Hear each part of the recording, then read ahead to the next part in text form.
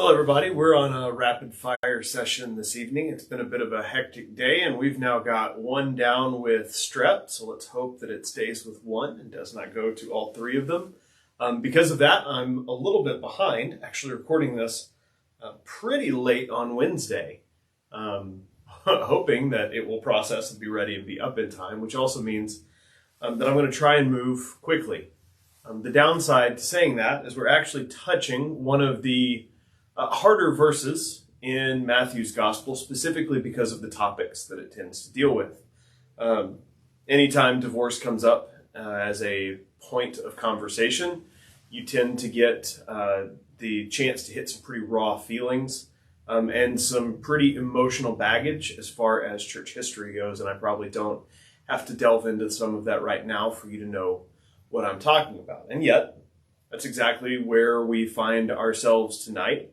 And so I'm going to try and unpack a little bit of what Jesus is talking about here, again in context, and trying to make sure we understand, and with some history too, to understand exactly what's going on in the conversation, what some of the outside influences are that Jesus, his listeners, the Pharisees, all of them would have been well aware of, but are a little bit foreign to us, and try to put together a good picture of exactly what Jesus is and isn't saying.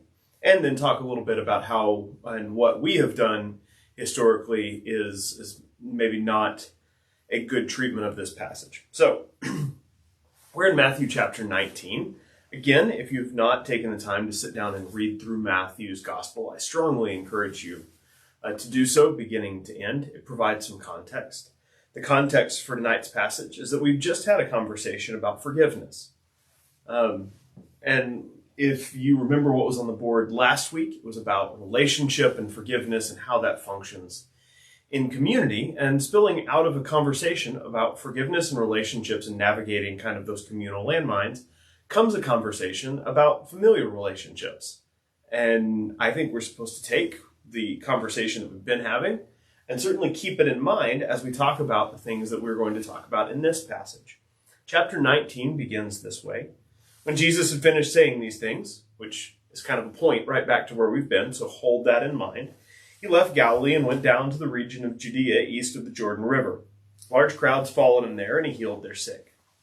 Some Pharisees came and tried to trap him with this question: should a man be allowed to divorce his wife for just any reason? Now, there are lots of reasons why that's a trap question, a potentially loaded question. And what might be helpful, if you don't know or haven't heard me talk about this before, is some of the first century conversation about divorce and remarriage in the Jewish world. There were a couple of camps of thought. Actually, there were several camps of thought, but two dominant ones. The two most well-known teachers in the years leading up to and around Jesus were the rabbis Shammai and Hillel. Shammai tended to be more conservative. Hillel, a little less so. That's not universally true, but when it came to this conversation about what grounds made for permissible divorce, Rabbi Shammai said that it was only in the case of a woman committing adultery. Notice how I said that. Only in the case of a woman committing adultery. And this is one of those where if you go and look at exactly how adultery laws are written in the Old Testament, adultery only pertains to women who are married. So if a man sleeps with a married woman, they both commit adultery. If a man is married but sleeps with an unmarried woman, adultery is not the definition of what is being talked about, which is why you have large numbers of stories that involve prostitutes and shrines and all of those things without law coming into play along the way. And so the question here asked by the Pharisees is exactly a framing of that Old Testament rule.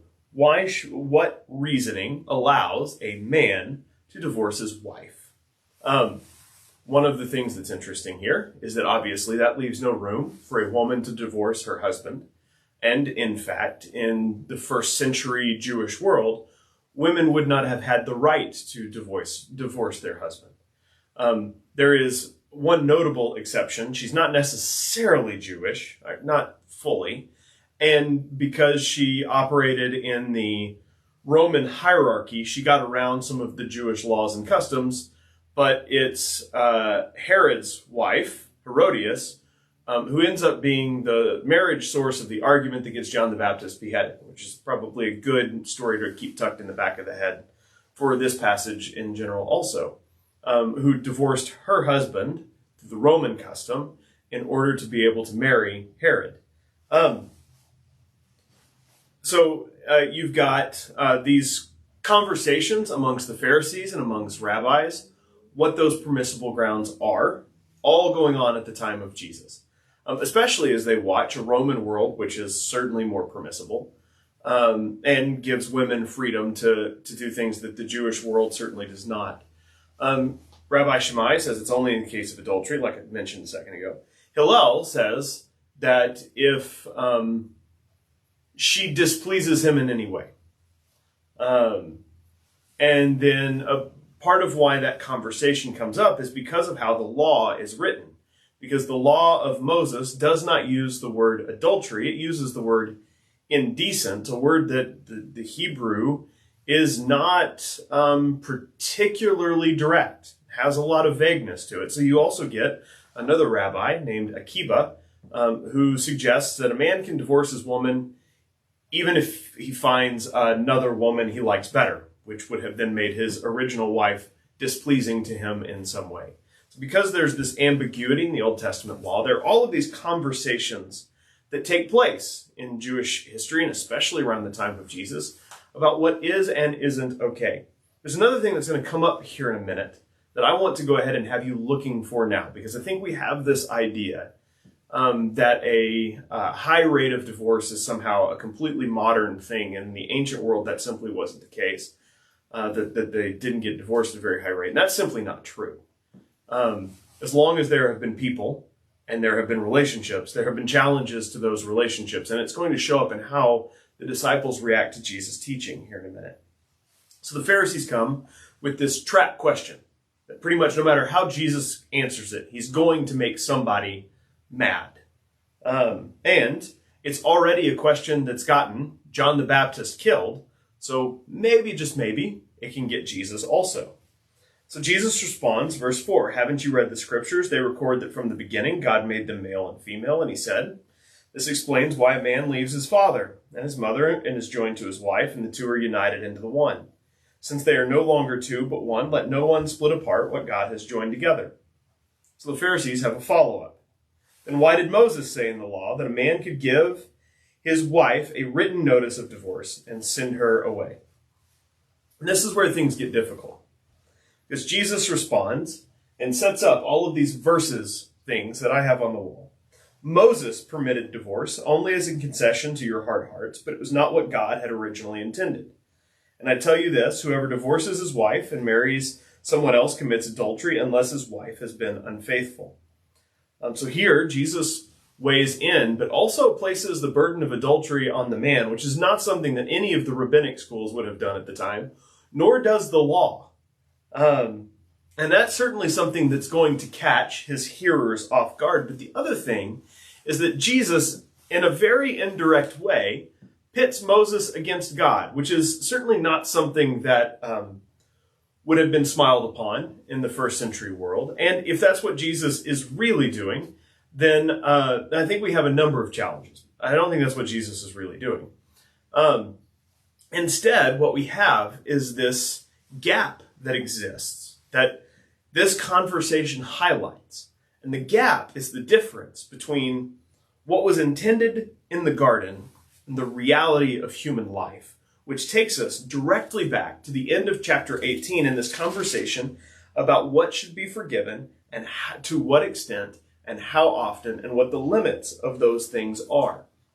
And so I think we port that conversation and those ideas directly down here because there's certainly a gap between the experiences of this life that show that navigating relationships as fallen, broken, fragile human beings it leaves us very often in places that do not match what was intended from the beginning, and certainly not what we see in the garden story. Of course, the perks for Adam and Eve is that it was just the two of them, and they didn't have a whole lot of other options early on. But they certainly have to navigate some challenges, just looking at what happens amongst their kids moving forward. So I think all of that is intended to be taken in. And then what do we do with that? Because part of what this passage, I think, forces us to recognize is the difference between what we experience and what was intended. I think there's some good news buried in the midst of this passage if you know to look for it. And that's that our failure to get things right in our relationships with each other, whether those are marriage relationships, other familial relationships with children, with parents, friend relationships, community relationships, church relationships, do not doom us forever. God here, through Moses, shows flexibility for a people. And what's really interesting is what Moses requires by requiring, what God requires through the Mosaic law, by requiring written divorce, a written, slip of divorce, actually adds some restrictions that didn't exist before. Because up until that point, all it took was the man saying, "This marriage is over," and it was so. And so this at least requires a layer of something. The other problem with divorce in the ancient world especially, and the reason I think the law wants some steps in the way to slow it down and prevent it, is because the way the culture and customs were set up, the woman was then exposed. And there was not a lot of opportunity for her moving forward, which is actually going to come into play this Sunday when we talk about the Samaritan woman at the well, whose story is probably not, our traditional telling of her story is probably not accurate.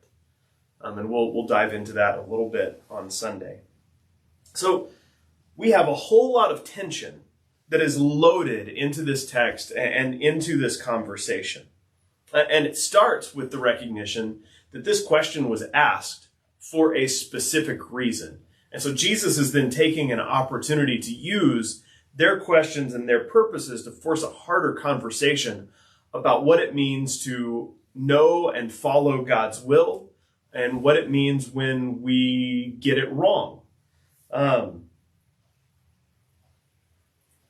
So Jesus' disciples in verse 10 have listened to this conversation, and we get this passage, which again should highlight just how much the ancient world is similar to ours in some ways.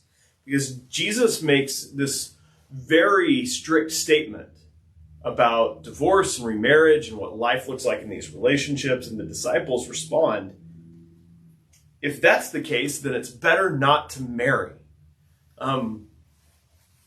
And I'm sorry, but if divorce was super rare in the ancient world, then the disciples have nothing to worry about.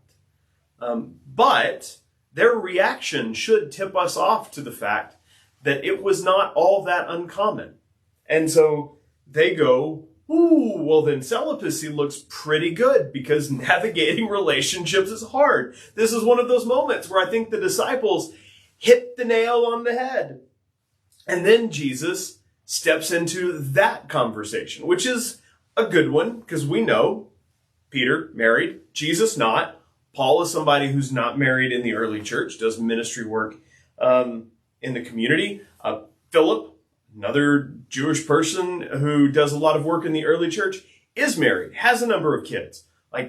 So what does it look like to go through, and I think especially for Matthew writing to an early church, what does it look like to be unmarried in the church, married in the church, to go through the challenges of relationships or all of that.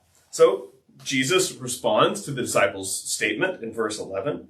Not everyone can accept this statement, only those whom God helps. Some are born as eunuchs, some have been made eunuchs by others, and some choose not to marry for the sake of the kingdom. Let anyone accept this who can. And I'm sorry, but that's where we have a really hard time. One, because it's not all that clear which teaching Jesus is talking about when he says not everyone can accept this statement.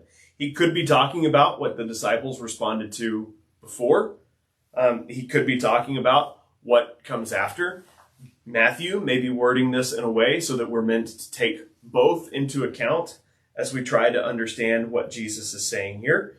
And again, we have a teaching that our modern church has had a really hard time with. There are entire movements in the Christian community right now that are encouraging people to get married young and have lots of children. And I don't have to tell you that, one, not only is that not for everybody, but that comes with some really loaded downsides. Especially when we have so many teachings from the Bible and a number of models in the Bible, be it Jesus or Paul or others, who aren't married and do some fantastic ministry work. Which feels like I really undersold what Jesus and Paul both did by calling it fantastic ministry work. But like all of that, I think, has to be taken into account. So what do we do with this passage that certainly challenges us in the modern world, but obviously challenged them in the ancient world as well?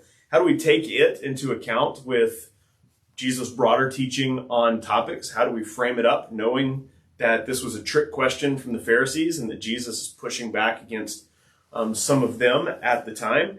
And how do we take all of that in with conversations about forgiveness before, and then Jesus' own, I don't know if pushback is the right word, but his garden question of whether or not the cup could be removed from him.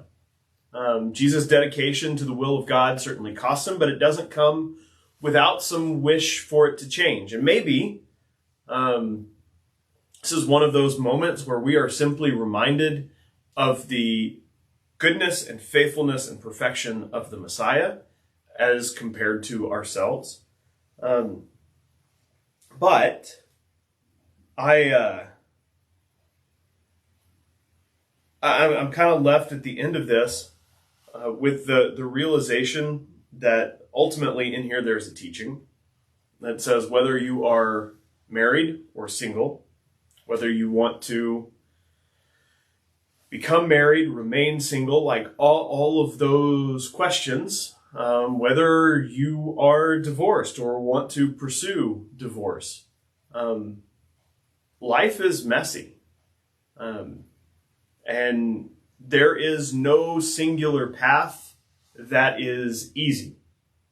Whether we're talking about marriage or celibacy or anywhere in between. And I think part of this is Jesus wanting his audience to recognize the weight of their decisions, their commitments.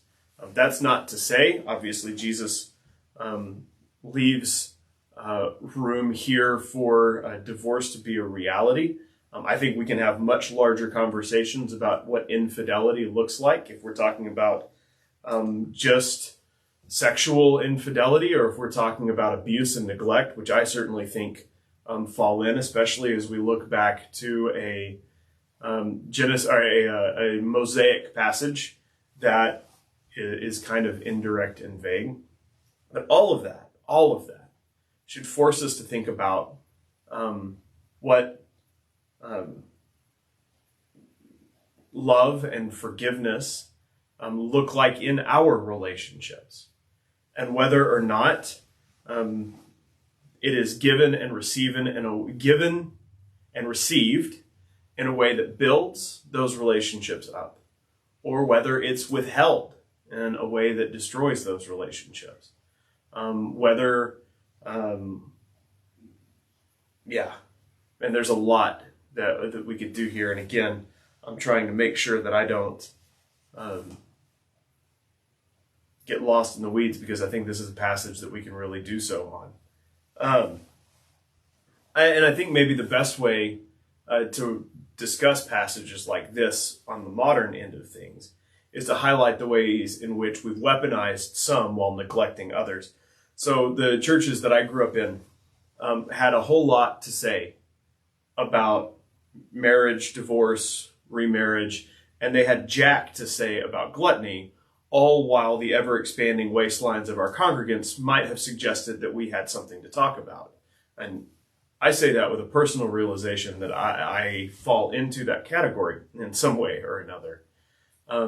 And we had a lot to say about this, but maybe not nearly as much to say about how we manage finances and wealth and giving.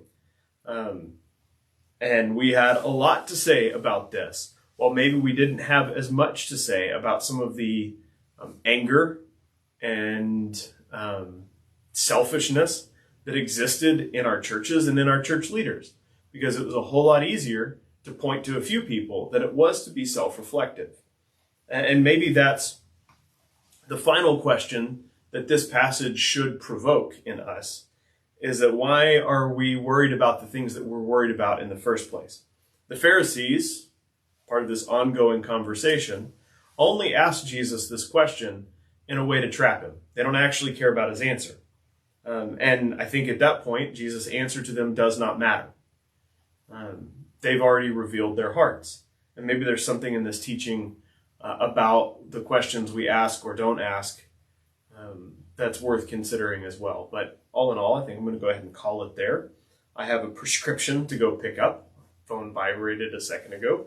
And I would like to get some meds into my daughter as quickly as possible. So, glad that you were with us this evening. If you have any questions or want to talk about this passage or passages like this or any of the videos that we do on Wednesday nights, I'm always perfectly happy to sit down and have those conversations. But for now, we'll call it good. Thanks for joining us. Y'all have a good one.